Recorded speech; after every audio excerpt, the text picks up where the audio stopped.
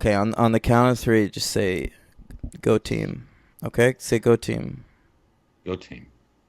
That's right. I don't want to hear any quacks today. All right, we're past the quacks. That was baby stuff.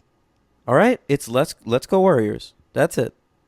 Let's go Warriors. Go team. That period of your life is over. That's right. That's right. You're not fucking kids anymore. All right. You're just kids. You're JV squad now. You're grown-ups. You better get it together. Wear these racist jerseys and you better win. All right. We're not even about having fun anymore. No, that's over. It's done. Do you realize what we're doing here? We're no. Stop it. And say goodbye to your precious Coach Bombay, because Jeffrey Nordling's in the house. And whoop. Yeah. Oh, wait. That's right. You haven't heard? Jeffrey Nordling's in these movies. Now they did. Yeah, Nordling. Now that is a box office draw, okay? People gotta see Nordling on the big screen, baby. The Nordster. Nordstrom's department store is open for hockey business. Yeah. The Nord. Beware the Nord. Well, beware the Quebec Nordiques. Ooh, good one. All compasses due pointing nord. Oh, you're on fire, Henry. Keep it going. We are going to be covering the Minnesota Nord Stars. What's your favorite Alfred Hitchcock movie? Nord by Nordwest. Nice. Just when you feed him to me, the alligator eats. That's how it works. Sure. How's everybody doing? Is what the real question is. How are you, Dan? Oh, I'm great, Henry. I've been up since 5:45 in the morning, and I'm feeling real good. I watched D2 The Mighty Ducks as well as D3 The Mighty Ducks. I've got Nord fever, and I'm ready to talk about them. I will say I forgot to watch the animated series. Sorry. That's quite all right. It wasn't required. It was something you were going to do out of your own goodwill. So it's quite all right. That's right. I wanted to do it, and I planned on it. Yeah. But I didn't. Sorry, gang. Hey, everything can't be a W, You're right. I'm going to take the big L on the forehead on that one, buddy. Well, everybody, I want to welcome young and old, new and familiar. What are you welcoming them to? Perhaps episode 168 of the franchise? Oh. Fuck you. Oh, how did that happen? Don't lie. How did that happen? Don't lie. I checked. I knew. Oh, look at this guy. Pretty good, though. Pretty good. I like it. Thanks. All right. Henry, do you have the quack attack right now? Are you ready to talk about 2 Mighty Ducks movies? Have you now viewed 3 Mighty Ducks films in your life? That is something that I can say that is something I thought I would never say. It's something you can't unsay. Can't unsay it. Can't undo it. It's been done. So there you go. And I'm just going to say right off the bat, I got to say, buddy, this seems a little early to say this. This ain't even close to being one of the worst franchises I've ever seen. I got something to say, Henry. Not even close. Yeah, I want to hear it. I wish there was like 1 to 3 Mighty Ducks movies more than these. You want to go 6, you're saying. Maybe even 6 max. Yeah, 6 max. But, right. I do wish there were a few more, man. Let's follow some of these guys to college. See them in college. See them as adults. See them in the pros, baby. Yeah, pros. Then the retired dad league. Why not? It could be like a fucking Michael Apted movie. FYI, that'd be great. Reboot it today. Have it Josh Jackson, Charlie Conway, rediscovering his love of hockey with his child. Oh. There you go. Get Sean Weiss. Oh, no, maybe not Sean Weiss, but get the other guys. Hey, get Sean Weiss. Come on, he needs something in his life to look forward to. I actually was reading about him a little bit today. That's a depressing situation. I got out of the article pretty quick. Good, good, good. It's not a good place to be. You're better off. You're better off. You don't want to be inside of that head. Not really, especially towards the end of his little letter to his fans. Which Oh my God, I read that. It was the saddest fucking thing ever. His fucking Facebook line. I know that the Mighty Ducks films and Heavyweights have meant a lot to a lot of people, and I just want you to know that I'm trying to not die. Yeah, and I mean, the line that got me, I assume he wasn't joking, was when he said, "I knew I should have written this when I was sober." Yeah. Oh, he was writing it whilst under the influence. Great stuff. You see, it was that line, Daniel, that really got me because, most of it was uncomfortable, but I was still thinking, hey, he's on the track. He's on the good. He's on the road. You thought this was him like doing his fourth step or some shit. Yeah, and then at the end he like just hits you with that bombshell, and it's like, nope, just kidding, still using. But I'm getting there. Oh man, it should maybe not have written that letter. Yeah. All right. Anyway. Well, speaking of Sean Weiss, let's talk about Sam Weissman, the director of D2 The Mighty Ducks. How about that segue? That was pretty good, right? That was very good. All right. Yeah. So he's our new director. Stephen Brill is back to write. He's got the Brill cream with him. And Weissman, do you know this guy? I do now that I'm looking up his interesting filmography. He does have an interesting filmography. Mm-hmm. He started as a sitcom director in the 80s, and then he got to make movies. I think this was his first movie. Is that right? It's not giving him like an in-order filmography, but it certainly looks like it by what I know by the years of these, yes. Yeah, he worked heavy on that show Brooklyn Bridge in the early 90s, which was a little bit of a Wonder Years ripoff that took place in Brooklyn. But it was ambitious, and you could see why directing that show would have gotten him a shot at a feature. Okay. So D2 The Mighty Ducks was his first, and he followed that up with Bye Bye Love, one of my dad's favorite movies. I remember when that came out. Randy Quaid. That's right. Paul Reiser. Okay. Matthew Modine. Now, of course, as a child, I saw that movie because Eliza Dushku was in it. Oh, there you go. Yeah. The great Elijah Dushku. I get it. That's right. Sure. Boy, that looks bad. Holy Christ. It's not that bad. I've seen it. Ooh. It looks worse than it is. He then directed the pilot episode of Seventh Heaven. All right, so that's a big achievement. All right. Went back to features for George of the Jungle, which was a big hit. I've seen every one of this guy's movies. I think I might have seen every movie he's ever made. I have. I've seen none except for D2. I've seen them all. Okay, so he makes George of the Jungle, which I saw in theaters. Tried to rewatch as an adult because I remembered it being funny. Impossible to do. I would imagine so. The Out of Towners remake. Oh God, yeah. Which I accidentally watched, Henry, the week that Neil Simon passed away, and I felt like I was raping his corpse watching this. Oh, that's bad. Yeah. You know what? I did see some of this movie. I don't think I made it through, but I have I remember now that I'm looking that John Cleese was in it. He's funny in it. He's the only good part. Oh boy, that's bad that you saw that. That was your Neil Simon tribute. Yeah. At the end, I remember that Steve Martin and Goldie Hawn get caught fucking in front of Tavern on the Green. Oh, okay. Yeah. They followed that up with "What's the worst that could happen?"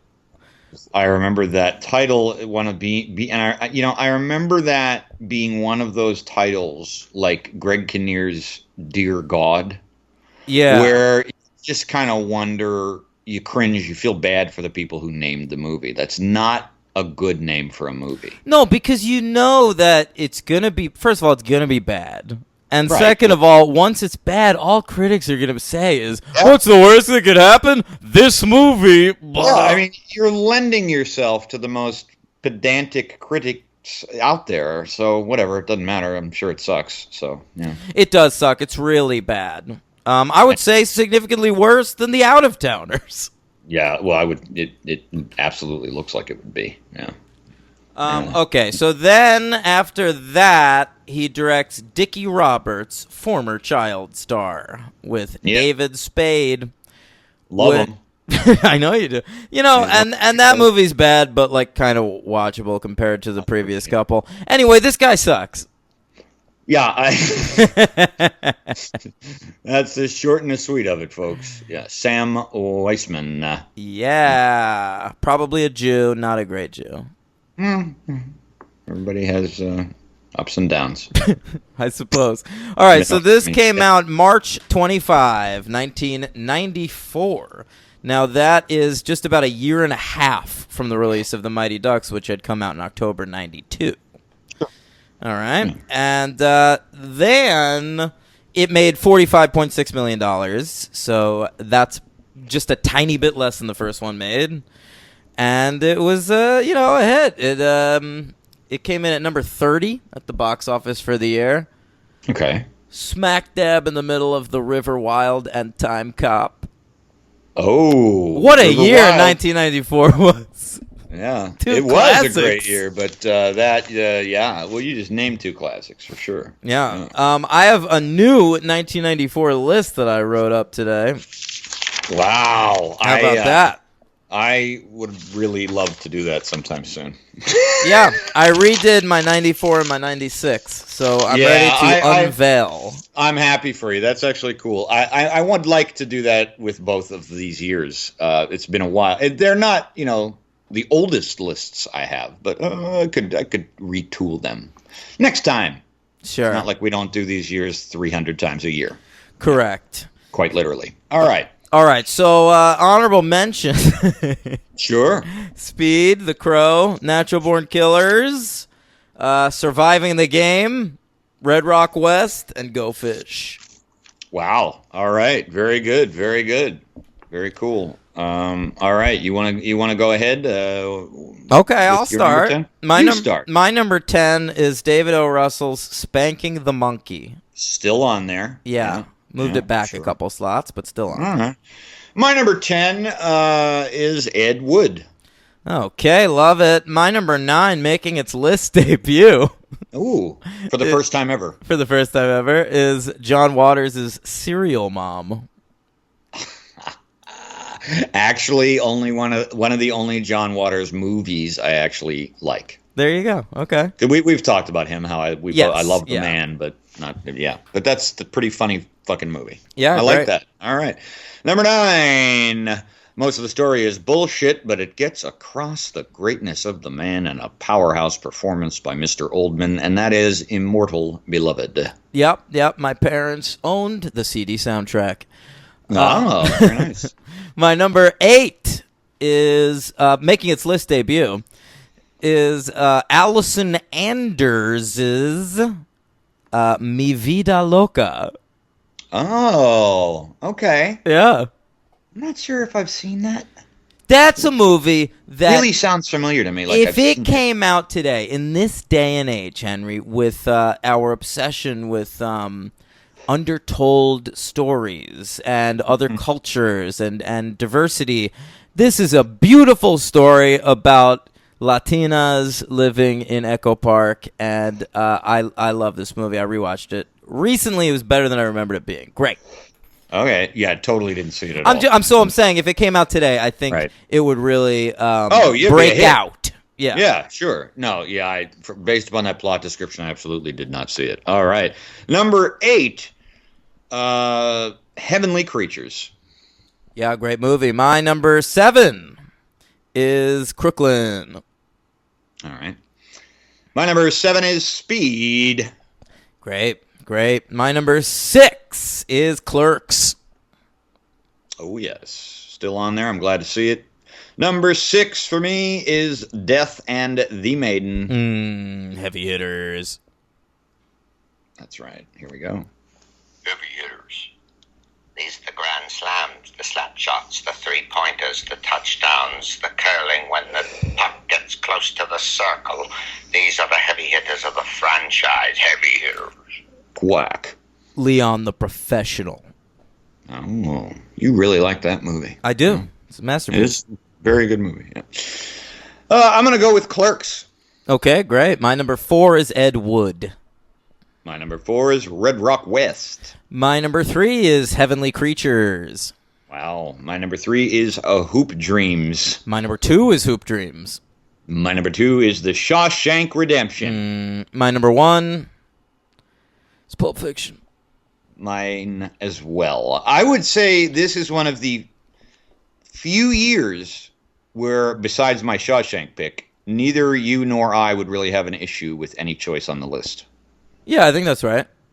Yeah. I mean, I'm not a big fan of Crooklyn, but it's still a very, very good film. Yeah. So, Thanks, bro. there you go. Yeah. More than you'll say about Shawshank. So, Yeah. pretty good year, 1994. A great year. I would like Really? to rank High Voltage this year. That would be fun. Yeah. 94 ranking of. Okay, so let's talk about it. D2 The Mighty Ducks. Here it comes. The sequel. Last we left our Ducks, they won some kind of a tournament. And they beat... Yeah, like a district thing, right? District, Yeah, I think so. Sounds and right. They beat the Hawks, who are the bad guys. The bad That's hockey team. right. Nothing Right. compared to the bad hockey team in this movie, though. Holy shit. Oh, either one. Yeah, they're both pretty bad. In Yeah. D2, they're just like playing against Nazis. It's just the Mighty basically. Ducks versus Nazis. Yeah, basically the Icelandic branch of the Nazis. That's all it is. They're fucking Yeah. Nazis, but they couldn't have it be them playing the German team, so they made them Iceland. Yeah. Well, it's a weird choice. I read that it was going to be Russia. Yeah, Russia They was the decided original that idea. Since this was when Russia was, we were they were trying to make an effort there. You got Yeltsin and Clinton, so you had sort of two sane people Right. running the country, so didn't really want to disrupt that. I get it. Yeah. Now it'd be probably a good idea to make another movie about Russia being not so great. Yeah, but, it's a bit more of a hot potato these days. Yeah. So we went real safe. We went with one of the most just kind of lovely places on earth. I know a lot of people who have either been or want to go to Iceland. Yeah, and Trump. I watched the show on Iceland. I think Trump thinks he's trying to buy it.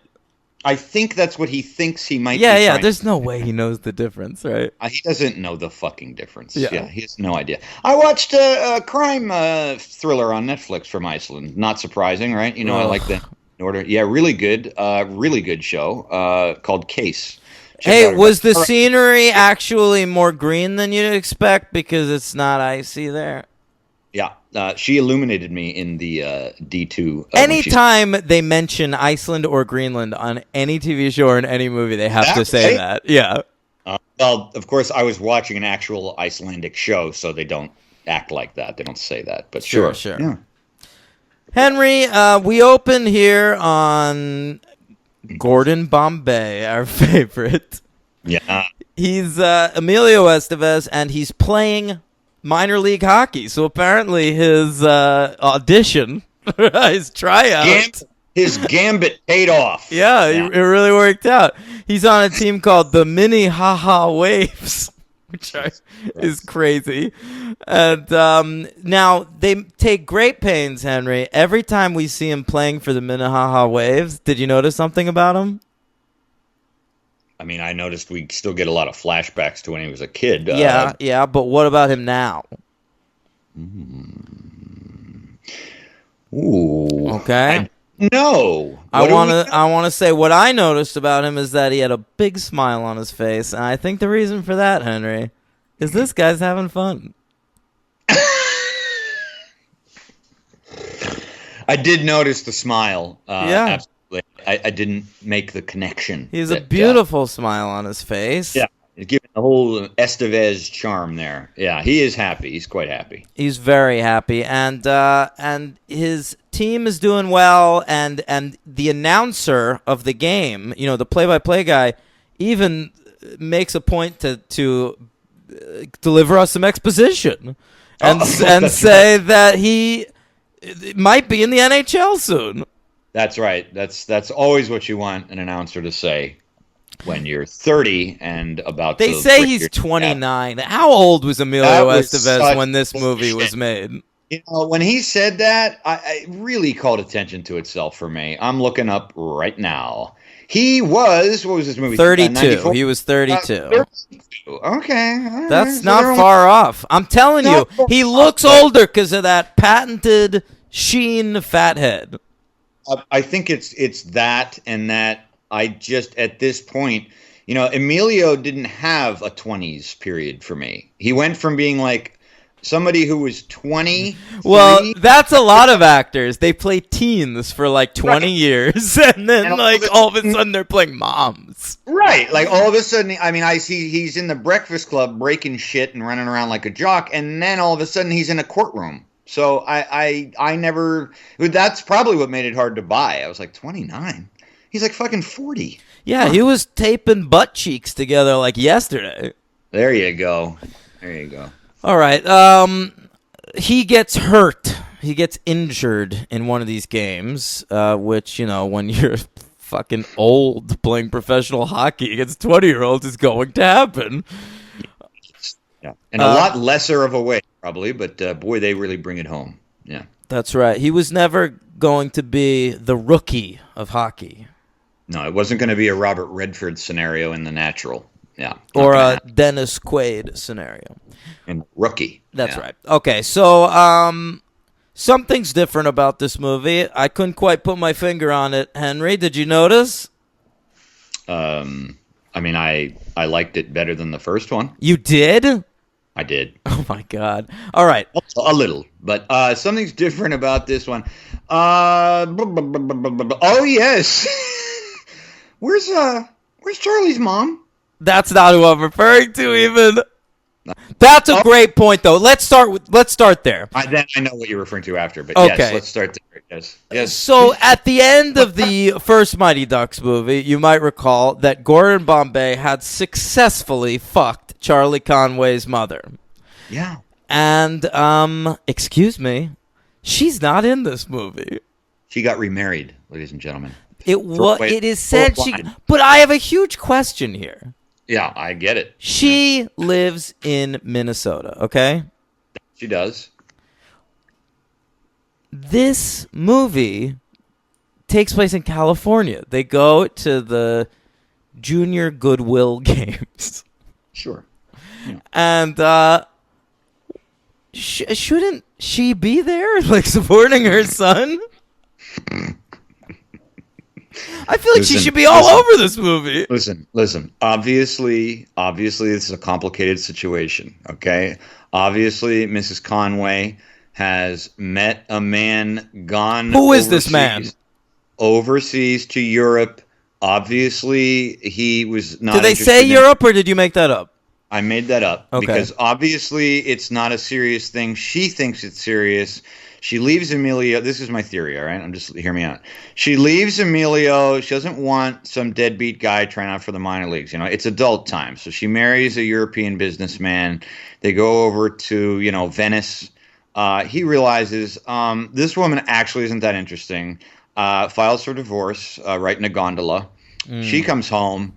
And but all of this takes place whilst this movie is happening. So by the third movie, but why isn't she she's back, supporting her and that's son it. at the She's Junior in Goodwill Europe. Games? Okay, why is Emilio Estevez still so tight with Charlie? Like, it looks like they're living together at the beginning Because of this movie. he was the support system while mom went off and did this terrible thing. Yeah. But how'd they break up? Like, what happened there? I think she just got tired of the juvenilia. If you're Of going to Amelia. tell me a love story in the first movie between Gordon Bombay and this woman, and then you're going to bring this character back in the third movie in the trilogy, I need some explanation here. I think the truth was that Heidi Kling was auditioning for the Uma Thurman role in Pulp Fiction and couldn't make There's the no shoot. goddamn way Heidi Kling would have been psyched to be in D2, The Mighty Ducks. She was in D3, The Mighty Ducks, and nobody did that movie. Yeah, that's true. Yeah, so I don't know. Yeah, that was just my theory, but you're right. She is absentia. Okay. Totally no explanation at all. Who else is in this movie? What's Hans up to? Oh,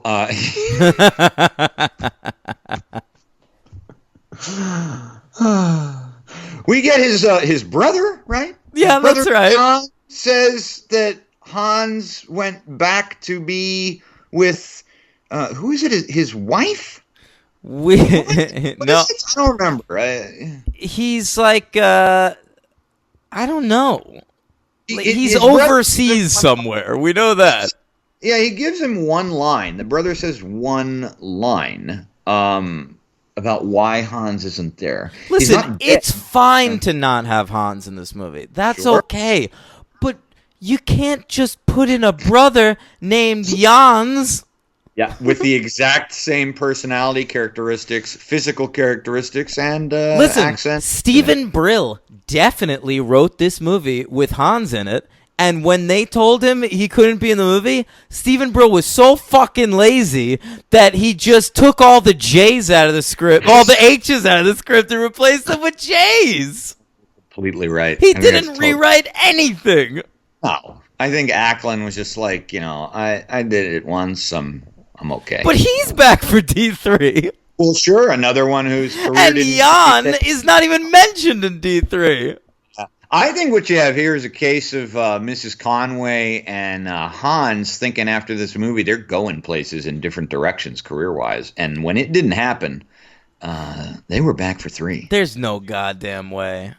Well, what's the other explanation? Why weren't they here? What were they doing? I can't don't explain know. it. I really can't explain it. That's right. That's right. All right, so we've got this new character Jan. Now, he apparently co-runs that same sporting goods shop. He's apparently also been around for many, many years, and Gordon is apparently super close with him too. Absolutely, even though it is stated quite clearly that Jan basically lives in fucking Sweden, so came to co-manage the hockey store. Maybe he got deported. I don't know what their immigration laws Maybe are like. during D2, he's in an ICE facility. Yeah. Maybe that's where they both are. Mrs. Conway tried to get to L.A., but Maybe Hans is the other guy, and she's trying to marry him to get him a green card. I like that theory. Man, maybe they're both stuck at the border. They got on the wrong fucking flight, and they ended up in, Tijuana. You know what would be great? A Mighty Duck spinoff that's just a remake of Planes, Trains, and Automobiles with Hans and Charlie's mom. Dun, dun, dun, dun, dun, dun, dun, dun, dun, dun, dun. Yeah. Good stuff. Good stuff. That's the theme. Yeah, I like that. Look at that. Look at that, guys. We just came up with the entire explanation by both of us completely brainstorming off the cuff. Yeah. That's exactly what happened. It'd be a direct-to-DVD movie. They do that sometimes, like Van Wilder 2, The Rise of Taj. It's a knuckle puck. I am fine with that. That is totally fine with Oh me. my god, the knuckle puck. We'll get to it. The knuckle puck is a hockey move that Keenan does in this movie, where he turns the puck on his side and takes a slap shot. And that's all we wanted to do as kids. Like, me and my friends, we would Knuckle just puck. go play hockey and try to do the knuckle puck. Did it ever work? Yeah, it works totally. Does it really? Yes. It sends the puck on a different trajectory type thing? It flutters in a weird way. Oh, Yeah. All right. See, I don't know hockey like I know baseball or football. So for me, I was like, did they just make this shit up for the movie? Or I mean, they made up the name knuckle puck, but yeah, but it's an actual type of shot. Sure. Okay. yeah, it is impossible to control though, which is why Right. nobody actually does it. Right. Yeah. Right. Okay. All right. Okay. So we meet our erstwhile Ducks again, and they are still feuding with the Hawks. We get a scene that is very similar to the scene in Back to the Future Part 2, where they're like chasing him, with the Yes. hoverboard. Yeah. That didn't work. That didn't That work at all, and I have a problem with movies where characters are causing too much destruction. Like, honestly, these kids would be in, like, fucking a juvenile facility. Oh, by this absolutely. point. I mean, they are very. We've gone way beyond like putting shit in purses. I think if the Mighty Ducks were black, they'd be the Central Park Five. Boy, am I glad the seltzer went down. They're running before mischief. the joke. Yeah. One they- guy they gets wouldn't be covered around. in cement. The way when I Biff saw that gets sequence- covered in shit, you know. I found that very disturbing. Yeah. Mm-mm. That's almost manslaughter. If that other dope looking at him doesn't Oh, that fish him guy's out, going to the hospital. He's dead, man. Yeah. I mean, he could have concrete lung. Concrete lung. It's a thing. it's a bad situation. That's how, Nobody wants concrete. that's lung. how JFK Jr. died. That's what I heard. Is Lee Harvey Oswald died of lead lung. that right? No, get it lead into his lung because they shot him Oh, in good the one. chest. in the Okay, I stomach. didn't know that. Yes, you do, Jack Ruby. It's on tape. They fucking it's him coming out of the J. Edgar Hoover? No, Jesus Christ. Lee Harvey Oswald. Oh, Lee Harvey Oswald. I'm sorry. Another 3-name guy. Yeah. J. Edgar Hoover. I wasn't sitting through that fucking Leonardo DiCaprio movie. Wait, say again. I'm sorry. I Jimmy wasn't DiCaprio. sitting through a fucking DiCaprio movie for that. Yeah, absolutely. No, he doesn't get to die that way. I like to wear women's clothing. Oh, I want another Oscar. He was going for one in that movie. Oh yeah. Yeah. That he was. Yeah, I wish J. Edgar Hoover had died like that. He got off too easy. All right. Anyway, All right, listen. They get to Brothers. go to the good. Well, I'm not up to the Bash Brothers. okay. Sorry. I'm sorry. Are we in Trinidad yet? Oh, No. Okay. Continue. Trinidad and Tobago. Right. So they get Gordon Bombay gets to be the coach of the United States Junior Olympic team. Big deal. Okay. Now, not only does he get to be the coach of the team, but he gets to take the Mighty Ducks, and they're going to be 3/4 of the United States Olympic team.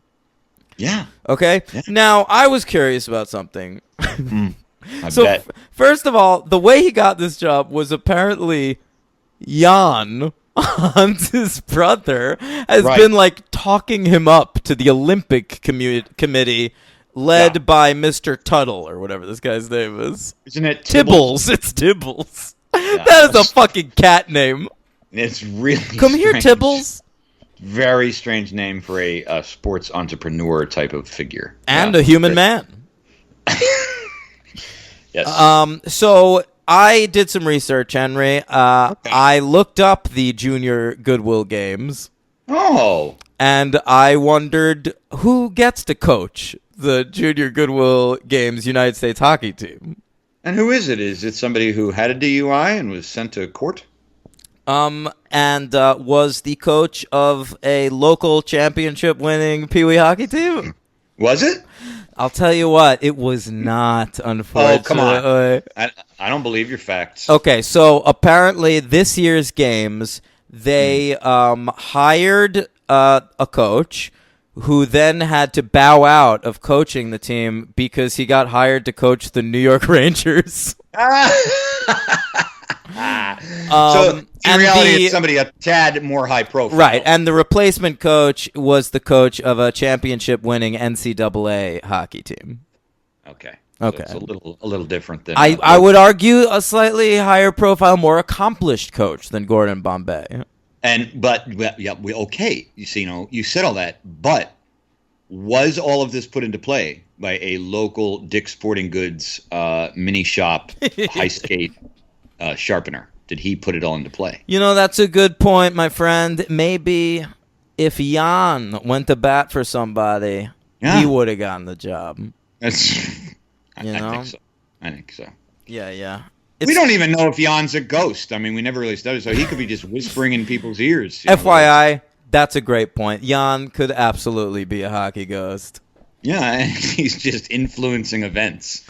So And the team goes to California, and I want to say one thing real quick is that these movies, the Ducks are always super like anxious about who gets to be a duck. Like who are the ducks? This is true. Like you don't deserve to be a duck.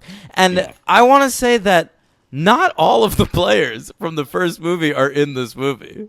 So what happened to those people? We're just going to not bring those people to the Goodwill Games and no one's going to complain? Maybe not. Where's Maybe not. Little Pete? That's my question to you. I don't know, man. Was he the annoying kid in the leather jacket that I gave No, all the he's people? not in this one either. All right. Thankfully. Well, that was a relief. Yeah.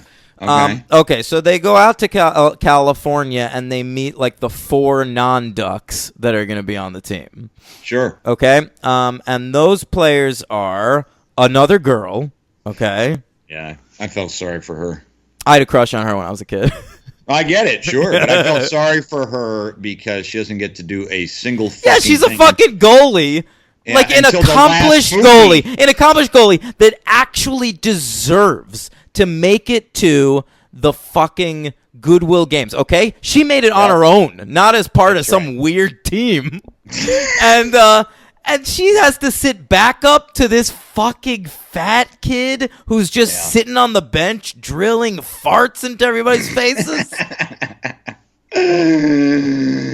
Yeah, it's not very fair, and she really don't get to do much until the third movie in the last minute and That's a half. very good point. Yeah. I mean, that's what kept occurring to me. I was like, this girl, I just kept thinking, I was like, is she going to get to do anything? And then, the second movie finishes and no. And then FYI, it's like, she actually has a random scene that could have been cut out of the movie where she goes to see Bombay in his office and is like, hey, I'd like to do more. And Bombay's like, oh, you totally will. And then he puts her into one game and she like pushes a guy and immediately gets a penalty. yeah, that was it. That was her shot. And it wasn't even him who gave her the real shot. It was the Nordster. That would be Mr. Nord Orion. The constellation of Orion, by the way, does point due nord. Nordy Howe, one of the finest hockey players. Nordy Bombay, another fine player. He's built Nord tough.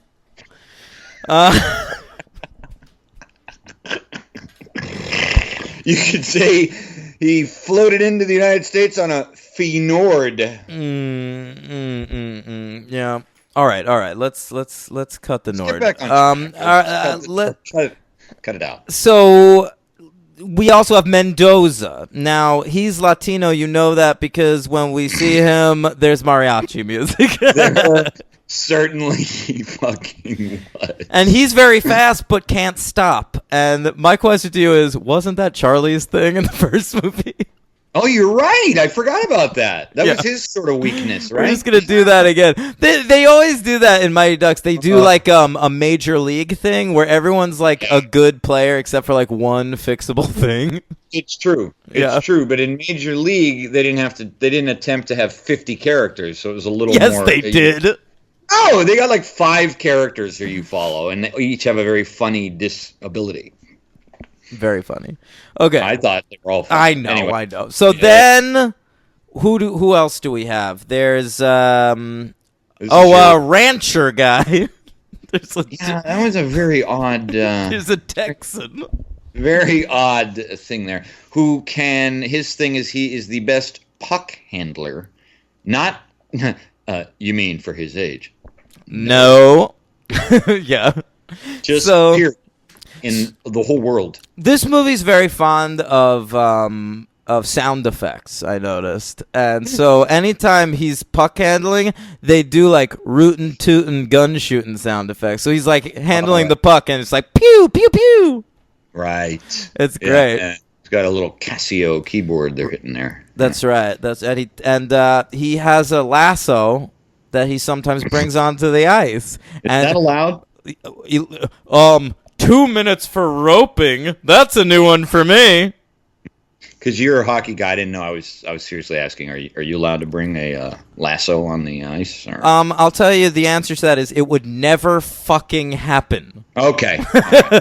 Just So you wouldn't know if you could. no, I'm sure he'd be thrown out of the game. It would just be like a misconduct penalty. Yeah, right. What the fuck do you think you're doing? Leave the arena. Right. Leave the arena. Yeah, you're not even allowed to sit in the locker room. Ejection. All right, yeah. So that's Tex. Right, and we get a dude who's like an enforcer, and he becomes friends with Eldon Ratliff Henson, and they form the Bash Brothers. That's Portman and Foggy. That's right, Portman and Foggy. Yeah. Yeah, I didn't mind Portman. No, Portman was totally funny, and I actually got a kick out of his like surprise appearance at the end of the third one. Even yeah, me too. Yeah. All right, They got a big Nirvana poster on their wall. Right, it's that vibe. It's 1994, so actually, it's kind of an interesting thing. Like anytime they show anyone like brooding or something, or with like headphones on, they're listening to like some fake sounding grunge. Yeah, really bad stuff. A real bad moment, though, for me was when, they show the Nirvana poster, and then they go, do you want some music to sleep to? And he's like, yeah. And then they go for Bachman Turner Overdrive. Baby, you just hate Yeah, me. I know. Why are they listening to that? What? I don't feel like that's what they would put on. But, It's fucking 1994. The fucking Bash Brothers, they'd be listening to like the first Korn record. or give me some In Utero. I mean, follow up on the promise. Of the They're not paying for Nirvana songs in Mighty Ducks 2. Are you crazy? They don't have to pay for Bachman Turner Overdrive, right? Yeah, but you could at least pay for fucking Candlebox or some shit. There you go. They're gonna do it. Yeah. Boy, get some Blind Melon. Am I right? Yeah, give me some Screaming Trees. I nearly lost you then. Remember that song? Outshine. No, again, too high profile. Too high profile. Play some Space Hog. Oh, Henry loves some Space Hog. Yeah.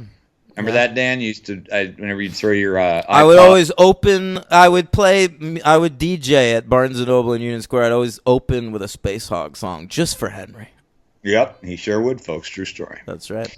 So and then there's Keenan, who at first is just like sitting behind the bench. First of all, he's playing this like inner city like ghetto-y like loser who's like this fucking poor kid.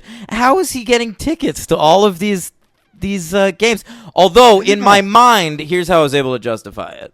Okay. This is a kid with street smarts. I think he knows of like a hole in a fence somewhere. Absolutely. Yeah. You think that kid is fucking worried about how to get a ticket? It's a good point. It's a good point. Dude, if you and I are able to figure out how to sneak into a fucking movie, I think this kid who is way smarter than I was when I was that age could easily get into a hockey game. Yeah. That's right. Okay. I did like that little twist, by the way. I didn't know that Keenan wouldn't. I thought he was just going to be like our resident heckler. For Right. He was going to be like, what are those guys? Waldorf and Statler? Yeah. What? Oh, sure. From the Muppets. Yeah. Okay. So they're in this matchup. The junior games. Their first game is against Trinidad and Tobago. They kick their fucking asses, bro. Yeah. Then they play a Caribbean team, okay? And they're Caribbean because at one point they cut to the bench and the Caribbean coach goes, "Way to go, man." And we have some drums. We have some steel drums. Yeah, we definitely do. That's some great stuff here. It's got some cool runnings, I think, happening. Yeah, am I right? Yeah. That movie came out the year before, I think. Yeah, you're probably right. People were excited about tropical black people playing ice sports. Yeah. It was hot at the time. It was a big thing. So let's put it in a movie and throw it away real quick. Yeah. Okay, so then we meet the Iceland team. They're going to be our villains, okay? Yep. And we meet the Iceland coach, Henry. And this is a fella who goes by the name of Wolf the Dentist Stanson. Now, my first problem with this is his nickname's the Dentist, but his real name is Wolf? I don't. Yeah, he needs a nickname. Yeah. Wolf Like, isn't we fair. could just call him Wolf. It would be fine with me. Yeah. Yeah. You know what? I just realized something by looking up this actor. We've covered this man twice before. Oh, yeah? What's he been in? Didn't know that.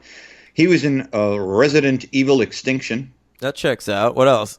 Alien checks out. And Alien versus Predator as Rustin Quinn.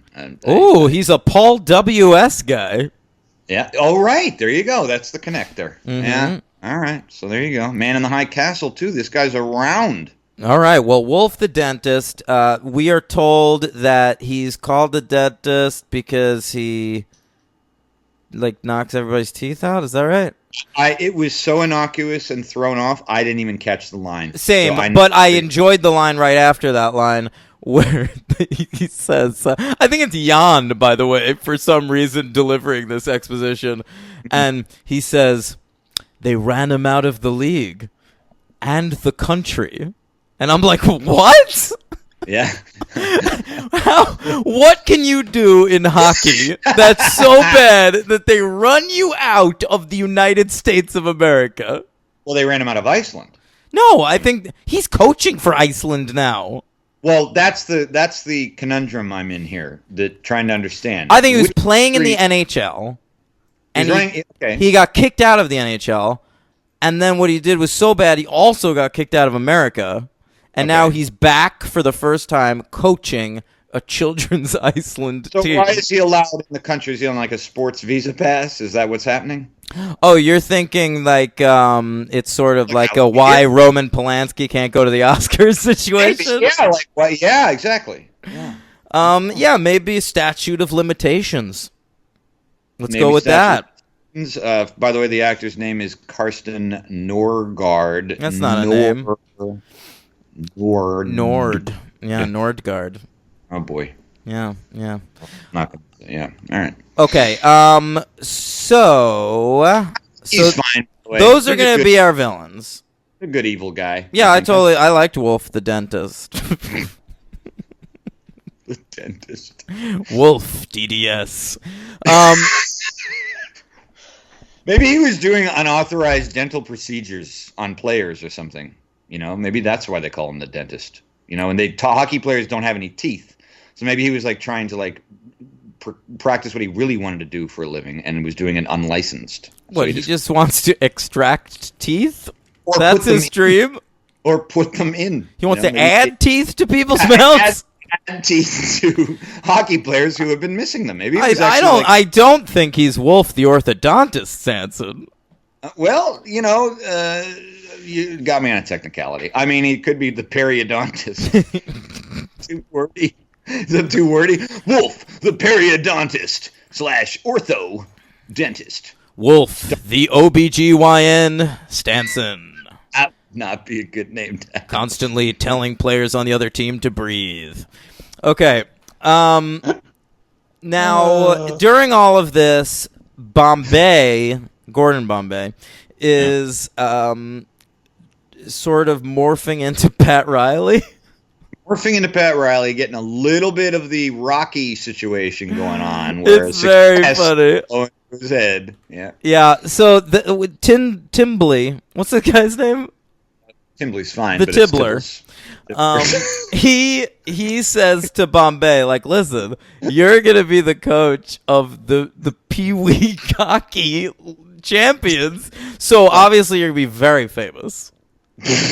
All right, so get ready for that. And you know, this guy is not wrong. The press is just chasing Bombay around the whole event, and fucking Bombay gets to see he and the Ducks on a Wheaties box.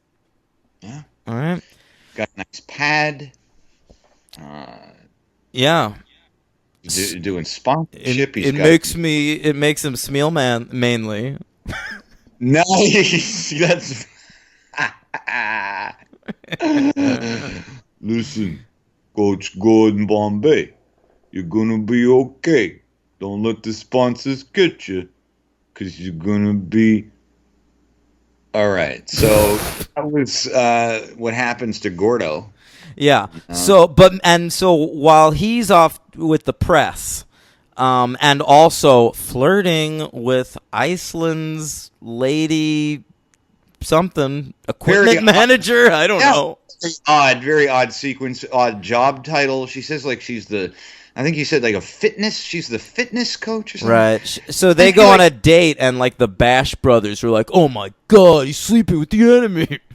Yeah, really unfair. And I'm like, Bash brothers, like, let him get his dick wet. Exactly. Leave him a fuck alone. Jesus. This guy doesn't get laid that often, and the last time he fucked, it was with Charlie's boring mom. Are you kidding me? The Iceland equipment manager has to be nuts in the sack. Holy shit. Okay. Yes. He's also got a little bit of a flirtation going with the United States teams. Is it also? Oh, tutor. She's a tutor. Don't get it. Never understood it. But okay, right. Tutor. Yeah. Yeah. So she teaches the team. They all really like her. She's played by an actress who's been in stuff, right? Herb. Yeah, I knew the name and I recognized her latter day face. Looks like Catherine. Oh, she was on Law and Order: Criminal Intent for like ever. Here on that, but yeah. I mean, she's really exciting. I don't know. Amelia Gordon Bombay really tends to prefer the kind of school marm to the exotic Icelandic princess. Yeah, it's like, who, by all accounts, by the way, seems like a very nice woman. Seems totally normal. Like, I thought there was going to be something where she's like trying to get a look at his playbook or something, but it never happens. Oh, that's why it was so strange that it didn't amount to anything. Like, calm down, Bash brothers. Jesus Christ. Not just them, but it's like, what's the problem with the screenwriter? That would be a nice little touch. She sees the light, she leaves the evil team with the coach, and goes with the good guy. Instead, this movie's already an hour and 46 minutes. Come on. Well, I certainly didn't need any more of it. I mean, yes, true. I didn't. Yeah, good point. Yeah. Bombay's like, what gets you off, Bombay? And he's like, I like a woman with a face you'll forget the second you turn around, wearing a lovely cardigan and long pants, and she also has to have no personality. Thank you. I'm a fan of turtleneck sweaters. I'm a fan of hairstyles that are very American and very slightly 5 years behind the times. She has to have a Pure Mood CD in her car. Put the Mayo CD in the car. Yeah. Would I rather have the stylish, and she could be looking exactly like she does today, model with the perfect haircut and a very beautiful, nice personality, likes to take long walks on Hollywood Boulevard with ice cream? 9. Yeah. Or do I look like someone who may have been a recurring character on The Facts of Life? Okay. Meanwhile, Goldberg and some of the other folks sneak into a store on Rodeo Drive by pretending to be Aaron Spelling's nephew. I thought you'd get a kick out of that. I loved it. I loved it so much, and I loved everything that happened in that sequence. Like, the models are like trying on clothes for these kids because they say they need to buy something for their mom, and then the scene, what a beautiful kicker with Goldberg saying, "Actually, I think I'd like to buy my mom some bikinis, please." Very good. And then they just like throw him out like he's fucking DJ Jazzy Jeff. Oh, Okay, that was a good one. I don't know. What happened to DJ Jazzy Jeff? he used to get thrown out all the time by Uncle Phil on Fresh Prince of Bel-Air. Oh, got it. Sorry, Fresh Prince reference. I'm literally thinking of DJ Jazzy Jeff as a person. I'm like, well, he played a character named Jazz right on Fresh Prince of Bel-Air. That's a stretch. Yeah. Yeah. It's much like the actor in this movie playing Jan, who is played by an actor named Jan. He's played by a character named Hoss Hackland. Emphasis on the hack. All right, Yeah. he's fine. He's all right. Okay, so then, Bombay sees the light and comes back to the team. It's the same arc as in the first one. It's exactly the same. Yeah. Bombay undergoes a personality transformation, realizes the error of his ways. I found it a little less, oddly, dude. I don't know. I found it a little less grating in this one. I found it a little less sappy. It's quicker. I found this movie to be quicker, even though it's about the same length or longer. I don't know. I didn't mind the arc. I kind of liked the Team USA thing going on there. It was kind of, it was all right with me. Yeah. You know, I think this movie is every bit as good as the first one. I just think Stephen Herrick is a much, much better director than Sam Wiseman. There were just too many things in this movie that annoyed me, like stupid fucking sound effects and like just endless hockey scenes that go on forever. Well, I mean, the problem with D3 is they never play hockey, but this one there's too much hockey. The first one has a balance.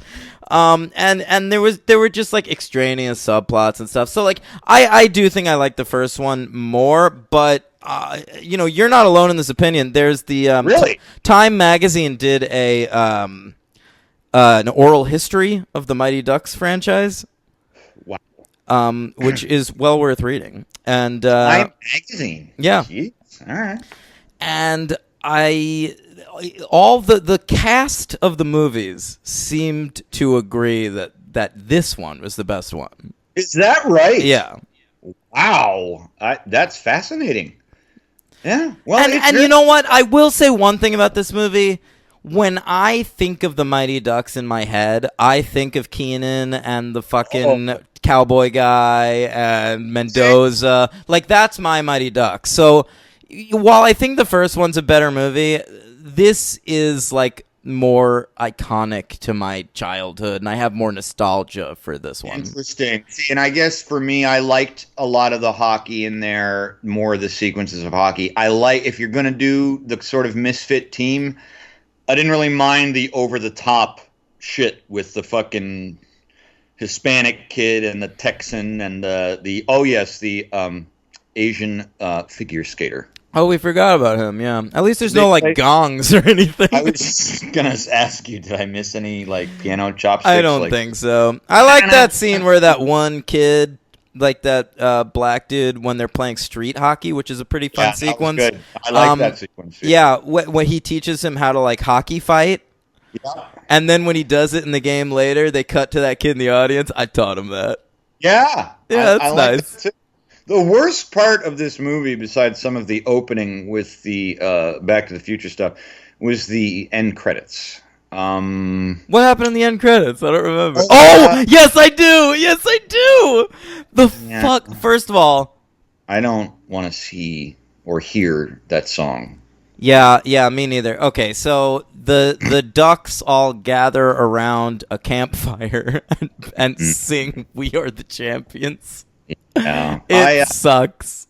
I wanted to be fair, so I gave the end credits about 35, 40 seconds. I watched it all, baby.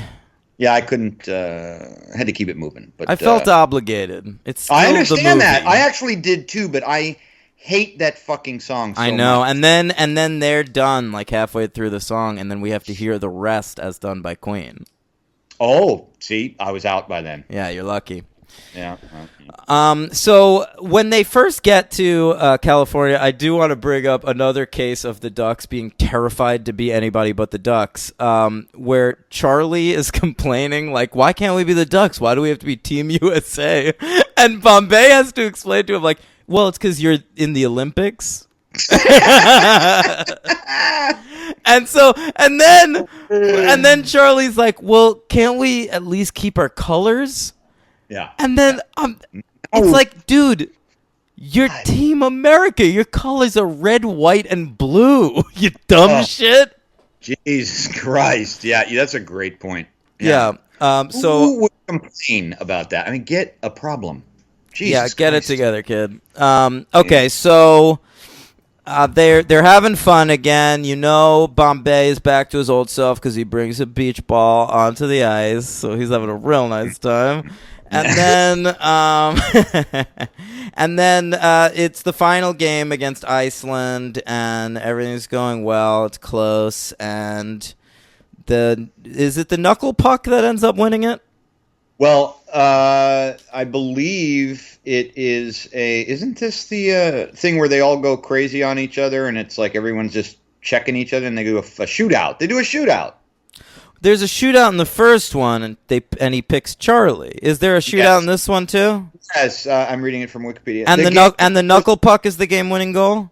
No, the knuckle puck ties it. Okay. And the game is forced to go to a 5-shot shootout with a 4-3 score in favor of the Ducks. Gunnar Stahl, the tournament's leading scorer. Yes. Right, Gunnar Stahl. He's the kid on the other team who turns out not to be so evil. Like, you think he's evil the whole movie, but then at the end when the Iceland team loses, he goes up to the coach and is like, "Fuck you, coach." Yeah, and by the way, and then he's in D3 playing a totally different character. I don't know if you noticed that. I noticed when I did the superhero count that he was in both movies, but playing a different character. But I did not remember to look for him in D3. Yeah, but basically, Julie, she saves the game, right? Because he fires a slap shot to her and she saves it, and then that's that's right. Yeah, you see her drop the puck from her glove, and that's it. That's game, baby. Ducks win, and the whole crowd launches into a great chant. Quack. No. Quack. We will quack you. Oh, boy. Did you notice that? Yeah. That's a great moment. Lots of Queen in this movie. Lots of quacks. I would also like to mention Christy Yamaguchi, Greg Louganis, Kareem Abdul-Jabbar, Wayne Gretzky, Chris Chelios. That's right. Good point. Yeah, there's a lot of sports cameos in this. I loved the Wayne Gretzky one. That guy has no charisma. He really does not. He is just excellent at hockey. He is excellent at hockey, and I remember him on Saturday Night Live, and when he hosted, I was a kid, and I was very excited. And I remember thinking, even at the time, boy, he's stiff. Every athlete that has ever hosted Saturday Night Live is terrible, and you can try to give me a couple of exceptions, and you're wrong. Michael Jordan had a couple good seasons. No, he sucks. He was good on Stuart Smalling. Shaq sucked. Peyton Manning sucked. Charles Barkley's hosted 5 times and always sucks. I'm not going to disagree with that. I am going to say that I think Michael Jordan did a halfway good job. All right. Quarter of the way. Good job. Anyway, yeah, Luke Robitaille was another hockey player there. That was very exciting for me, former Ranger. Yeah. I'm just realizing right now that I had known that Dennis Rodman was going to be in the movie, but I missed him. He was the guy who throws the street puck back to the kids. Is that correct? What the fuck are you talking about? Dennis Rodman's not in this movie. Oh, he certainly is, according to the cameo appearances that I'm looking at right now. Well, I'm looking at IMDb, and I do not see Dennis Rodman anywhere on this.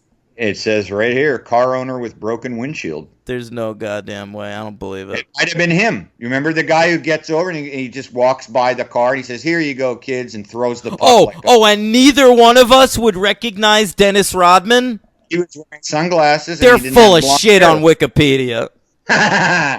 You think they just put that up? Yeah. There's Dennis Rodman.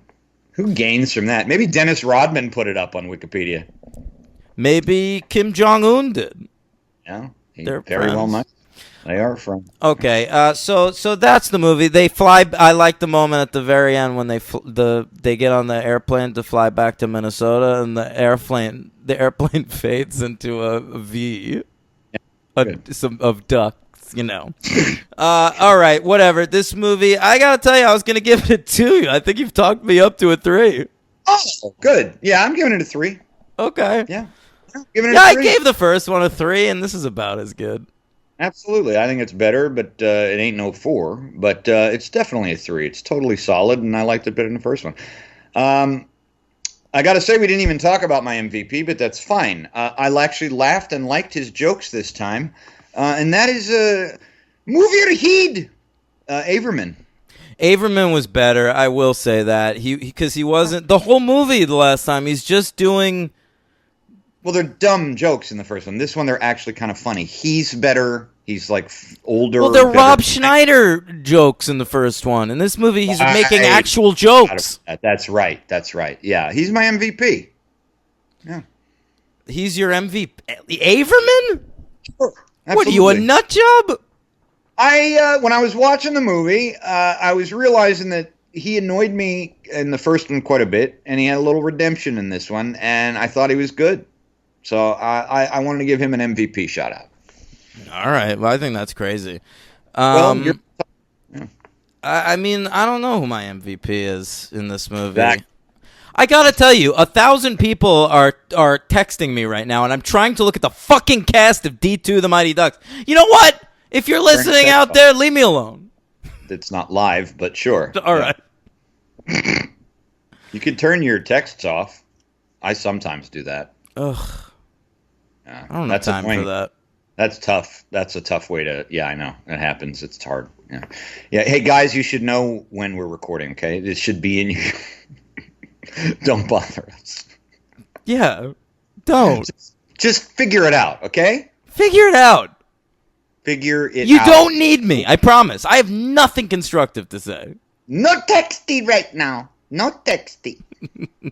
All right. You know what? My MVP. I'm gonna go with Wolf, the dentist. Oh, fucking cop out.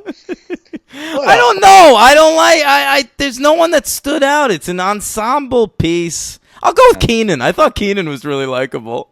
Fine. That's all right. Much better. Jesus. Yeah. LVP was easy. Jan. No, that's good. That's a good one. But no, that's gonna go. Hey, it's gonna go to Mrs. McKay. Mrs. McKay. The That's tutor. the tutor? Yeah, I guess. That's fine. Fucking terrible, man. Come on. Yeah, but she stood in as coach that one time. Oh my God. That she did. And having said that, so that's a 3-star. We gave our stats. I have a 0 count on the superheroes for this particular movie. Great. Let's move on. All right, D3, The Mighty Ducks. D3. That's right. There's a third Mighty Ducks movie. You might not have known that. Nobody ever talks about this one, but here it is. Yeah. Can't say I knew about it maybe even before we started this project. Oh, this baby tanked, but I saw it in theaters. So we have a new director, Robert Lieberman, a Jew. And I mean, this guy hasn't really... He's done a lot of TV, but I mean, his only other movie really is Fire in the Sky. Get out of here. He directed that? Yeah. I love that movie. Do you? I do. I saw that in the theater, and it scared the piss out of me. And I rewatched it. Oh my God! Years ago, just to see, because I love like alien extraterrestrial movies, like coming to Earth, not necessarily movies in space. You know what I mean? And it's got problems, but it is really good. There's a sequence in an alien spacecraft that is one of the greatest of that type I've ever seen. Wait, I saw that as a kid, and I remember it being like a I didn't remember it being like a real alien. I just remember all the stuff like where he thinks there are aliens. That's right. And I mean, I don't believe in this kind of shit, but it is supposedly based on a true story. So obviously the man's crazy, but that's okay. No, there's a sequence where he is on the ship, and it's really amazing. It just takes 90 minutes to get to that part of exposition. So, but it's a good movie. So I'm going to give him that one. I didn't know that was him. Okay, well, we're going to give Robert Lieberman that one, gang. Give him one credit. I'm looking at the rest, and I think you're right. He doesn't get any others. Yeah. So Steve Brill wrote this baby. He's back, but he was like working on other shit by this point, directing. And so 2 guys came in to help. Kenneth Johnson, oddly, has a story credit. He's a guy who's been around forever. He created like the original V miniseries. Oh, I see that. Incredible Hulk, Bionic Woman. Yeah, all that stuff. He was big and on... Lieberman directed some X-Files, I see. Well, 1 episode. Oh, something. Yeah. Kenneth Johnson also created Alien Nation. I remember that show when I was a kid. I fucking love that show and that movie. Okay, so that's Kenneth Johnson, and he also worked with a fellow named Jim Bernstein, who hasn't done much. Prior to D3, he had written the movie Renaissance Man. Why do I know that? Who's the big star in that? DeVito, baby! Yeah, that's what I thought. And also a boy. very young in his, I believe, his first feature film role, Mark Wahlberg. Really? Yeah, Oh, we knew then he'd be on to great things. that's right. We were ready. We saw Renaissance Man. We were like, that guy. I give it 2 years. He'll be fingering somebody on a roller coaster. There you go. Yeah. There you go. Okay. D3 was released October 4th, 1996. We're back to fall releasing.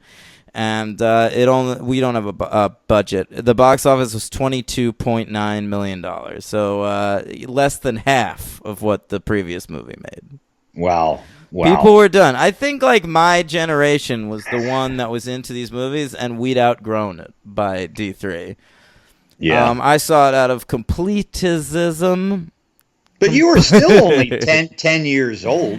Yeah, I mean, guess you're right. I just think when this movie came out, like, you know, Emilia wasn't really in it much. Like, people steered that clear. surprised me. Yeah. Yeah. It came in, Henry, at number 69 at the box office.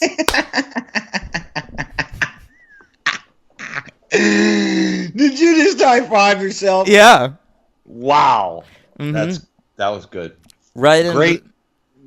Great sound effect. It Thanks, was like bro. it was subtle, but I heard it. Yeah. Yeah, it's sort of like those pew-pews when that dude is stick handling.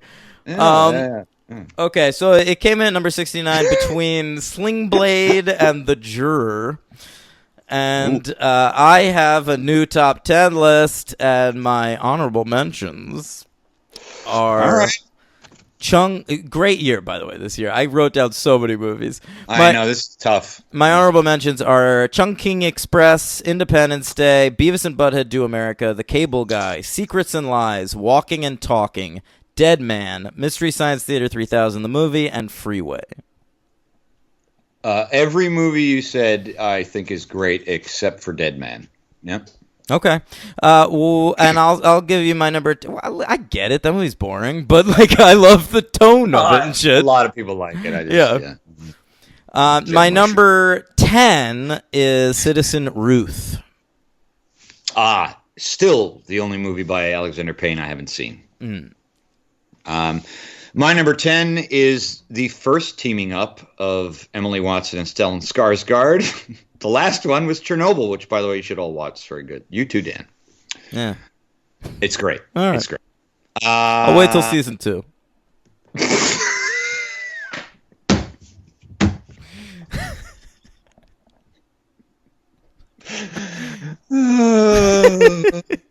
Like to add that to the pantheon of worst taste jokes we've ever done. Very good, though. Very good. All right. Number 10, Breaking the Waves. Great stuff. My number 9 is Crash. David Cronenberg's Crash. That is a fucking great movie. I saw that in theaters. Nice. I was 10, so I did. I know, not happening for you. Yes, I was actually an adult when I was 18 and saw that. God, that's where our age difference really shows up. Yep, it really does. It really, really does. I was thinking about when you said when this movie was released. That's when I got my first job out of high school, actually, October 96. So there you go. Yep, I was already out there in the world, and Danny was in 5th grade. Yeah, I sure was. Yeah. All right. You were getting that dick wet, and I was getting my pencils sharpened. Aww. My crayons sharpened in that little hole in the back of the box. All right. There you go. Number 9, I also saw in the theater. Wait, you didn't say your number 9. Sorry. Sure I did. I said Crash. Yes, you did. Number 9, I saw in the theater as well. The same fucking theater I saw Breaking the Waves, and that is Swingers. Yep, great movie. My number 8 is Bottle Rocket. Great movie. It's in my honorable mentions. Number 8 for me, a great Kurt Vonnegut adaptation with Nick Nolte, and that is Mother Night. I've never seen that. Told you many times you got to see that movie. Yeah, I It's know. My number 7 is Swingers. All right, my number 7 is The Cable Guy. Nice. My number 6 is... That's got some sweet grunge in it, dude. Oh, yes, it does. I would really want to watch that again. Hey, man, nice shot by Filter. Oh, big fucking pissed my pants during that sequence. Yeah. Did you know that the lead singer of Filter and the head songwriter is the brother of Terminator 2 actor Robert Patrick? No. Yeah, that's a fact. Wow. Yeah. Interesting. All right. Interesting. All right, my number 6 is Todd Solondz's Welcome to the Dollhouse. You know, interesting. I have a lot of like debut films by indie filmmakers on this. Alexander Payne, Wes Anderson, Todd Solondz now. I hear you, man. And I got and Doug Liman, Swingers. Yeah, Doug Liman. I got isn't Lars von Trier? Is this his first movie, Breaking the Waves? Ooh, I don't think so. But could be. Could be. I'm gonna look that up right now. All right, keep going. What's next? Yeah. Number 6, one of my top 5 favorite Spike Lee movies of all time, Get on the Bus. Wow, yeah, good choice. Heavy hitters. My number 5 is... Oh, this is a movie I watched recently and blew me away. So it's a new addition, making its list debut. Trees Lounge. That's right. That is this year. Fucking hell. Yeah, by a young filmmaker in his first film named Steve Buscemi. And I want to say that Europa was 5 years before Breaking the Waves. Okay. And he worked in the 80s. He had made a couple movies. All right. My fault. Okay. But that is the first time Americans got a glimpse of Stella. I think that's the first time Americans gave a shit. Yeah, exactly. It got some Oscar nods, I think. Okay. Number 5 for me is Kenneth Branagh's Hamlet. Great stuff. Oh, great stuff. My number 4 is Breaking the Waves. My number 4 is Fargo. Nice. My number 3 is Train Spotting. All right. My number 3 is Hard 8. Mine... I forgot Hard 8. I knew you did. I fucking should have told you. Yeah. You know why? Because I got this confirmed recently. I looked it up. What's up? Hard 8 was released in theaters in America in 1997. It seems weird because it's the same year as Boogie Nights. Yeah, but it's true. But, okay. Are you sure that it? Yeah, I'm 100% sure. But it's a 1996. All right, well, whatever. My number 2 is Scream. Ooh. All right. Well, I mean, I'm not a big fan, but I like Scream better than you like my number 2. That's for fuck sure. And that is The English Patient. Boring. My number 1 is Fargo. My number 1 is Train Spotting. Great stuff. Okay. D3. Let's get into it. All the Ducks get athletic scholarships, full ride to the same school because this school is shit canning its entire JV program, and the new JV team is just gonna be the fucking Ducks. That was really confusing to me. Yeah, I just kind of accepted it, I guess. But you have to, or else you're gonna drive yourself insane. Can you do that? No, of course not. But, you know, Bombay knows the school. This is the school he went to. So, and you know what? In this movie, they actually talk about, like, the Anaheim Mighty Ducks, like the NHL team. And I actually like that. And this movie presupposes that in this universe, the Ducks were inspired by this Pee Wee hockey team. Like, there you go. They named this NHL team after a Pee Wee hockey team, rather than the fact that Disney just bought an NHL franchise and named it after their hockey movie. Yeah, well, that happens, you know. Sure. I remember my softball league in Pittsburgh. The Pirates briefly flirted with calling their league the Pittsburgh Intramural Professional League. I don't know if you knew this, Henry, but when I was in Little League basketball, yes, I was on a team called the Vancouver Grizzlies, and they expanded us into the NBA. That's pretty cool, man. Yeah. You never told me that. Yeah, I wow. know. Somebody was watching. Somebody was watching your team. I think so. Yeah, I mean the world was watching because as we know from these movies, the world at large really cares about Pee Wee sports. This is very true. It's not like me when the Ducks got recognized in that store on Rodeo Drive. Like, oh, you're that Little League hockey team. That's fucking insane. I know. They're not like me, I guess, when I would be flipping through channels and I'd see the Little League World Series and just keep going. Yeah. So fucking Bombay sets them up in the school and then immediately like takes off for the rest of the movie. He's in like the first 5 minutes. What is happening here, dude? Any insight here? I didn't read the behind the scenes here. Why Yeah. is Emilio not here? He did 2 of them. He was like, I'm good. Well, why did he even, bother? Because I think they weren't going to go ahead without him, and they made a compromise. He was like, fine, you're going to give me first billing. You're going to pay me what you paid me for the last one, and I only have to be there for a week. Good for him. Yeah. Good for him. Having said that, I got to say, we were talking a lot of shit, or you were, and then I was about the name. I actually liked Jeffrey Nordling. Oh, I love Jeffrey Nordling. I was making fun of him because it's funny, but Jeffrey Nordling's totally good. I'm looking at his credits, and he plays Reese Witherspoon's ex-husband, who's now married to Zoe Kravitz on Big Little Lies, and he's great. I haven't gotten to that show yet. Yeah, okay.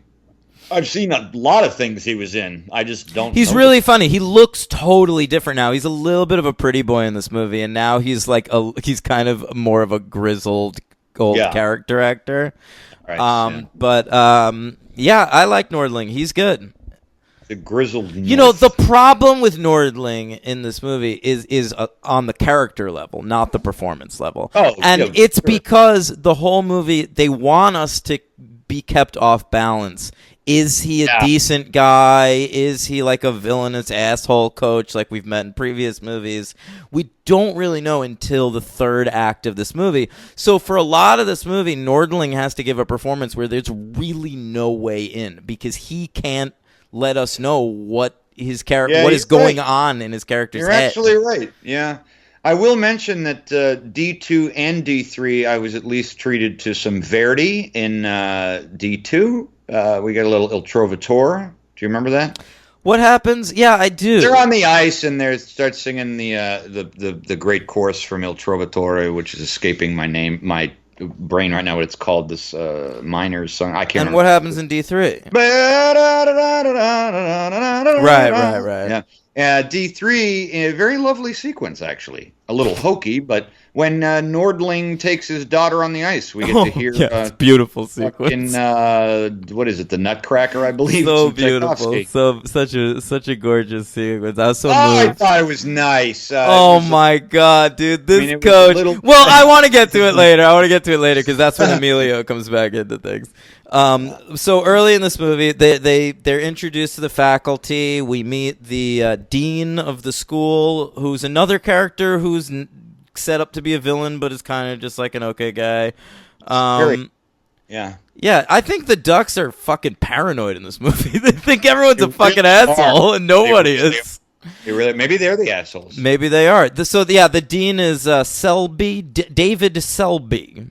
Mm-hmm. Who he was on Dark Shadows back in the day. Falcon Crest. He's a TV actor, big time. Yeah. In his office, there's a picture of Newt Gingrich on the wall. That was weird. I didn't get that. I couldn't believe I was watching a Mighty Ducks movie and Newt Gingrich was showing up. And then, is it Charlie? Someone says, "Oh my God, he knows Wayne Newton." Yeah. I don't know who said it, but yes, strange but kind of funny line. I don't know. I didn't laugh, but sure. I was just annoyed I had to look at Newt Gingrich for even a half of a frame of celluloid. I know, and he looks like he like in that picture from 1996. He looks like this greasy, fat piece of shit, and I'm like, how is he still alive? I know, and that's what he was back then too. That was him in all his Speaker of the House glory. Henry, Jeffrey Epstein. The Koch brother. I heard. There's a rule of 3, and maybe it'll be Gingrich dead next. Yeah, I was very, very sorry to hear about the Koch brother. I know. It's a big. I definitely don't hope he's rotting in hell as maggots ingest his flesh. I don't do that. In tribute to him, I am going to litter everywhere for the week. That's what I'm going to do in tribute for him. Nice. Okay. Yeah. Yeah. Good man. Yeah. So Charlie gets a love interest in this movie. She has about 3 lines of dialogue, but she's a love interest. Yeah, I know. It's odd. Well, because they're teenagers in this movie. Like, they look old in this movie. I know. They kept saying 14, and I was like, but then what were they? Fucking 10 in the first? I don't know. I know. That's a great point. Because they say 4 years. They say we've been together 4 years as a team, and I'm like, oh, all right, fine. But if you're 14, I feel like a lot of time passes between D2 and D3. Yeah. I feel like they've played like a few more seasons of hockey together in between these movies. Absolutely, clearly, but not clearly. Yeah, but we do meet his girlfriend, and she is the token liberal in the movie. Yes, and she's also like the token like bohemian cool girl. Like, I'm into weird shit. And Right. I loved the conversation they had together where they talked about their likes and dislikes, in which he says, I love music, and she says, I love music too, especially Pantera. All right? And he goes- Pantera. And he's like, I fucking love Pantera. Don't Yeah, even worry about it. I gotta tell you something. I bought her liking Pantera more than I bought him liking Pantera. Same, but then I bought his next line where he says that he's also super into REM and John Woo movies. Oh man, I forgot about the John Woo comment. Yeah. That's kind of amazing. Like, he must be talking about like The Killer and Bullet in the Head and shit. Boiled. Yeah. Because this is pre-Face Off, folks. It's Broken Arrow, man. That might have been their first date. They might have gone to see Broken Arrow together. He fucking blows. It was fun. Sorry, I have a hockey puck in my throat right now. It's heading north though out of my mouth. Nice. So it's fine. The other great pop culture reference to this movie is, I believe it's Goldberg, who says, like, they're ahead in a game at one point, like 11-0, and he says, why don't you call the game, man? We could get home in time to watch Melrose. Yep. Continuing their Aaron Spelling. Yeah, that's right. Goldberg loves Aaron Spelling. Does he like the Goldbergs, you think, now? I bet he does. I bet he's so pissed he's not on that show. Like in jail, so. Who do you think? Do you think Goldberg likes Aaron Spelling more or less than Charlie likes John Woo movies?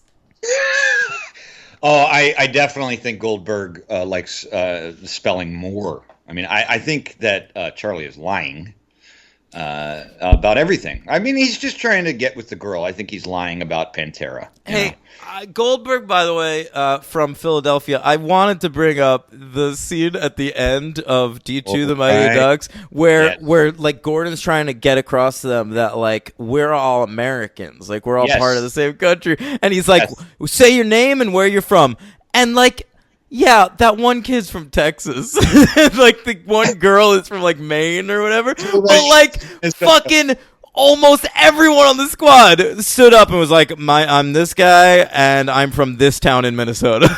That's correct. Actually, I would like to also address another amazing racial stereotype in that exact sequence. All right? Tell me. If you remember, I remember this correctly, and I think I have this other one correct. I believe Mendoza says, I am from Los Angeles. Okay? Does he? I believe he does. Go ahead.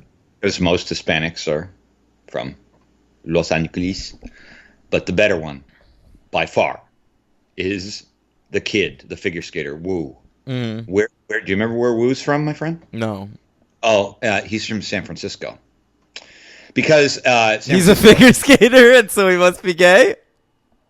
Oh, very funny. That's actually not what I was going to go with, but that's another stereotype. Very good. No, my mind went to San Francisco is always, up until, 15, 20 years ago, portrayed as the city of Asian people. Really? The biggest Chinatown. Chinatown in San Francisco is everywhere. That's the Chinatown. That's where all the Chinese people go, is San Francisco. I never knew that. So that's what the stereotype was. I mean, the stereotype has been over forever. But, yeah. So when he said San Francisco, so I'm like, of course you're from San Francisco. Okay, Yeah. so the Ducks, they're in a feud with the varsity team, who are going to play them somewhere down the line in a varsity JV championship game for no reason. This movie has the lowest stakes of any Mighty Ducks. In the last movie, they're literally in the Olympics. Yeah. In this movie, they're just like given wedgies.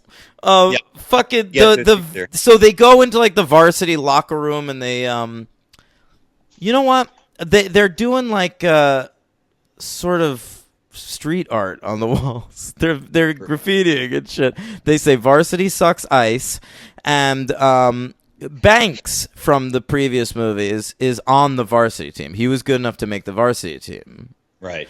And there's one line where they're setting up some sort of art installation, and someone says, "Hey, what about Banksy?"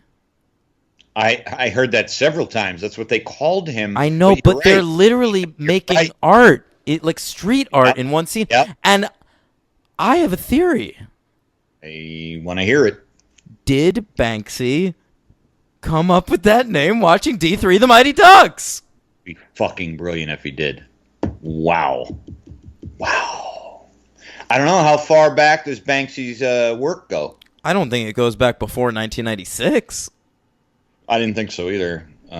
It's been a while since I saw Exit Through the Gift Shop, but I've seen it pretty recently. I feel like he wasn't at it for that long. you're probably right. You're probably right. Wow, he definitely got it from D3. There you heard it, folks. That's what we do here.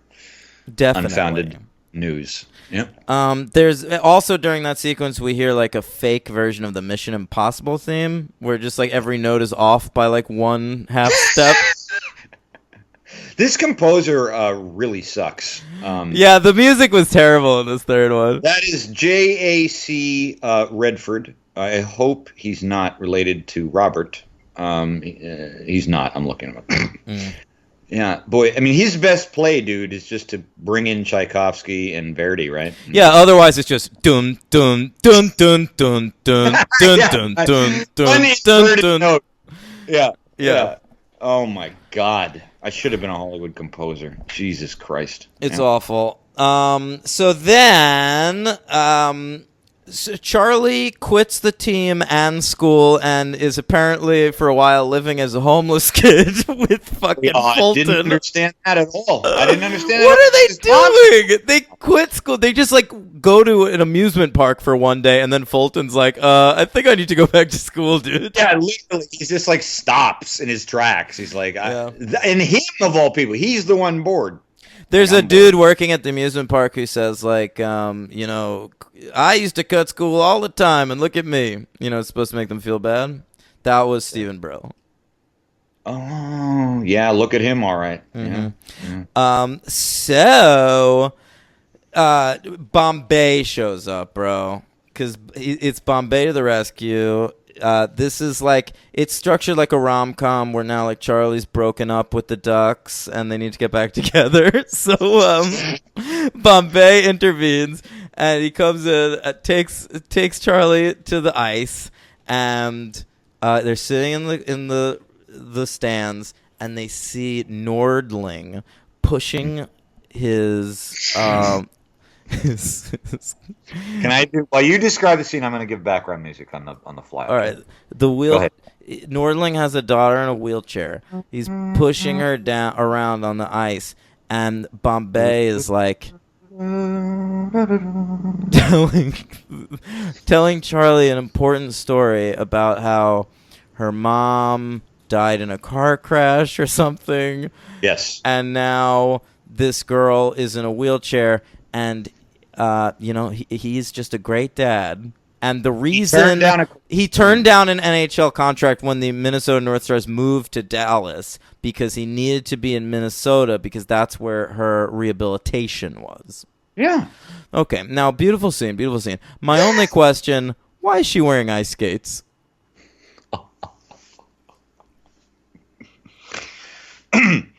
Hey, sometimes it's part of the experience for the kid to just kind of pretend. He's skating around, pushing this girl in a wheelchair on an ice rink. Pretend how? It's not like she can make the motion with her legs.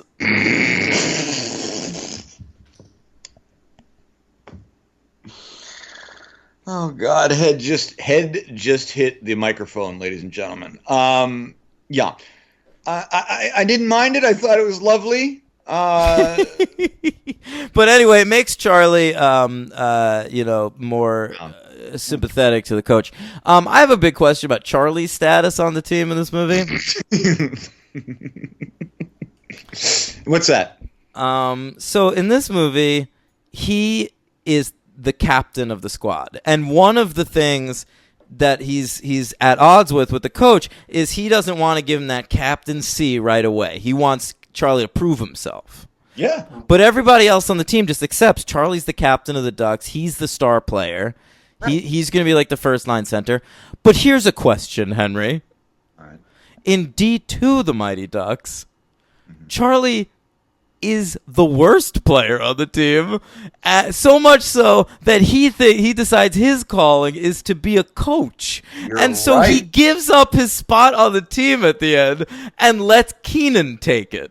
You are right. So what the fuck? How is he the star player all of a sudden? Like, he was don't the know. coach. He'd given up hockey in the last movie to be a coach. Well, maybe he regretted that decision, and yeah, that's a great point. Although maybe that was the captain type thing to do, and maybe that proved him to the guys even more that he was Oh willing my to sit God. out the Olympics to let Keenan Thompson play in He his spot. sat out the Olympics, dude. Because he knew that what was best for his team was for him not to be on the ice. Was the knuckle puck. Yeah, they needed the knuckle puck. Needed the good burger. Yeah, home of the good burger. Can I take your order? Fucking. By the way, Hans is back. Oh yeah, Hans is totally in this movie. No problem. No mention of Jan in this movie. Nah, he probably died. Actually, Charlie has a scene in this movie where he goes into like Hans's thing. Lair. His lair, his hockey lair, and he does that same bit in the first movie, like, "Is that Charlie Conway? I knew it was you. The only person who can open a door sadder than you is Gordon." Oh my God! Which answers your question, right? As in the first episode we did on this, which is how the fuck does he know? And now we know. Easy explanation. He knows it's a sad entrance. Yeah, good point. That's explained. Done.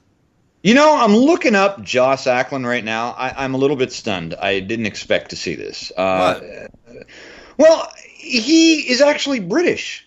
He's from North Kensington, London. He has always been able. Me. It does to me because, like, I've seen him in Lethal Weapon 2. He's a South African. He's in here with some kind of He's weird... classically trained. He knows how to do accents. You're right. He's good. He's good. I did not know he was British. And with the name like Joss Ackland, I figured he was like Swedish or something. But no, look at him. Look at this guy. 7 years after D3 the Mighty Ducks, he played fucking Henry VIII. Is that right? Oh, actually, Henry VII in Henry VIII. Oh, not such a hot role. All right, but still. Hey, he didn't play me. He didn't play this Henry. The same year he was in D3, he played fucking Matisse in Surviving Picasso. Wow, is that? All right, I got him back up now because I got to see that. He played King Arthur in A Kid in King Arthur's Court. Matisse, by the way, one of my favorite painters. Yeah, look at you and him and this. Wow. Yeah. Okay. All right. He is. And then he died. But Is he that's dead? okay. Yeah. Joss Ackland? Not according to IMDb. Still alive at the ripe old age of 91. You're completely right. Yeah. Sorry. His wife died. Okay. His wife died 2002. Sorry. Sidney Edmund, Jocelyn. Oh, it's from the name Jocelyn. Did you know that his eldest son, Paul, died of a heroin overdose in 1982? Stop it. Is that right? Yeah, it is. Personal life. Yeah. Ooh, that sucks. Did you know that he performed the first ever gay kiss on a West London stage in 1971? Wow. Look at that. Yeah. What an interesting man. Shout out to Joss Ackland. All right, Joss so Ackland, if so you're listening to us, turn up your hearing aids. so the team gets back together and they beat the varsity team. They beat him 1-0 because the whole thing.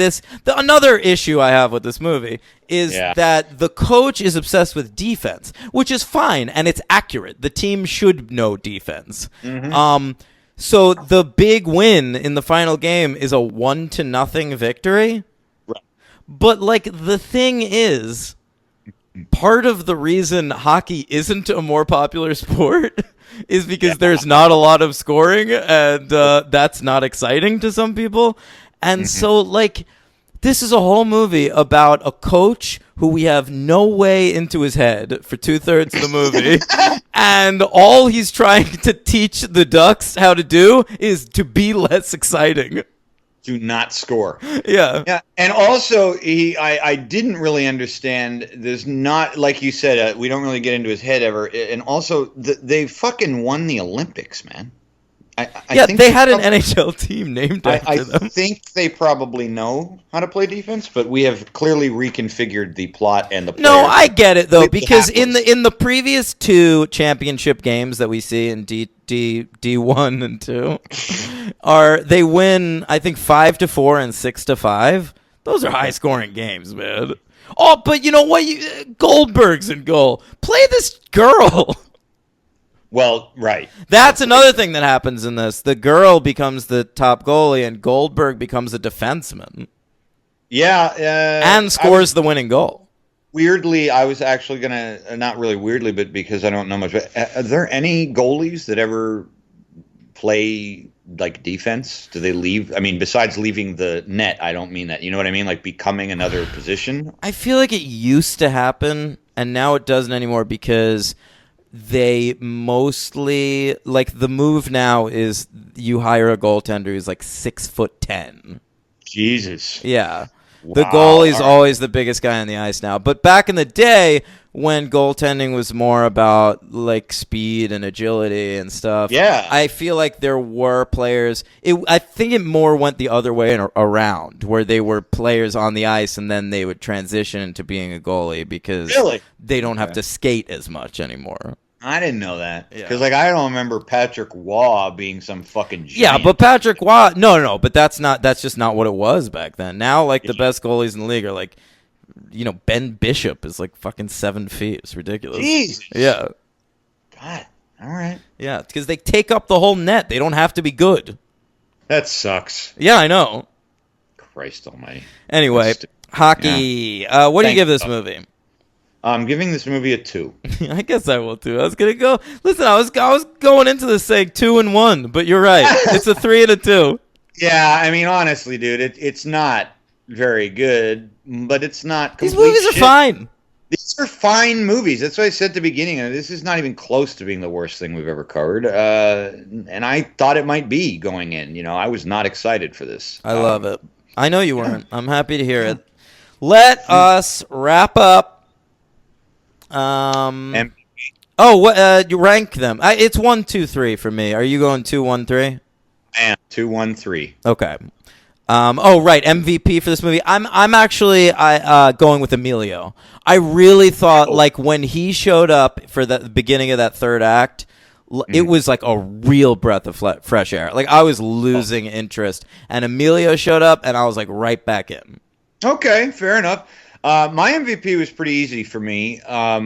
I think he was even better, much better in this movie, and I liked his character, and I think you could already see the promise of him, and that is Kenan Thompson.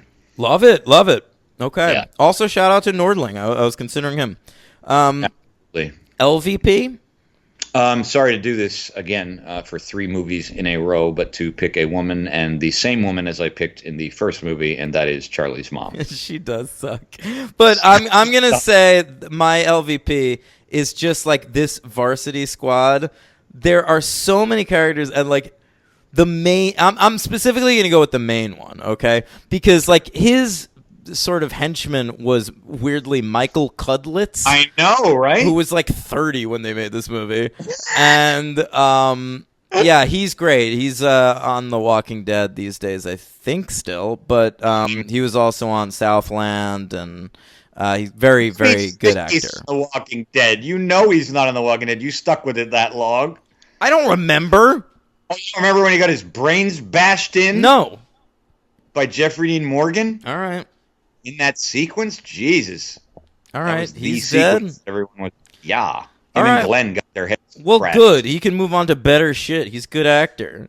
He is a good actor. So yeah, not him. He was fine, but the main Yeah. guy. You know who I'm talking about?